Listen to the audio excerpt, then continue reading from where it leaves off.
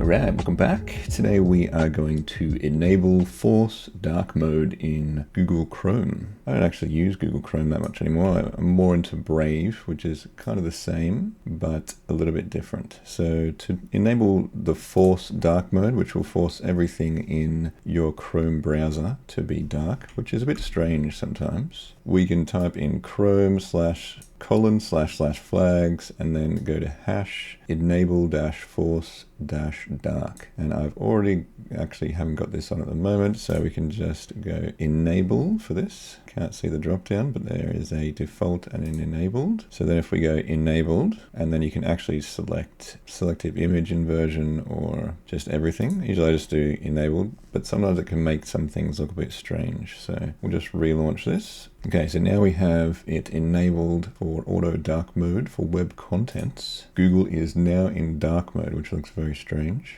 We can have a look at Wikipedia, because that's always very bright. And we have that in dark mode as well. So that is forcing dark mode. The only issue is it can make things look a bit strange because it does do the images and all that kind of stuff. So then you could change it to selective image inversion. And if we do it with selective image, we'll just see what that looks like. What is another site that I can test? YouTube? This is dark mode YouTube, but YouTube already has a dark mode. We need a site that actually has a very forced white mode. I think Wikipedia is one of them. But yes, that is how you can enable auto dark mode for web contents. Just remember this setting in case you need to change it back again, because it can be annoying with some sites. So if you want to change it back, just go back to default and then you go back to light mode again. You can also do the same in Brave. You just need to switch, instead of using this Chrome flag, just type in Brave and then the same flags, because I think they run with the same subsystem under there or something. Anyway, that's it. Thanks for watching. Like and subscribe, and I will see you in the next video.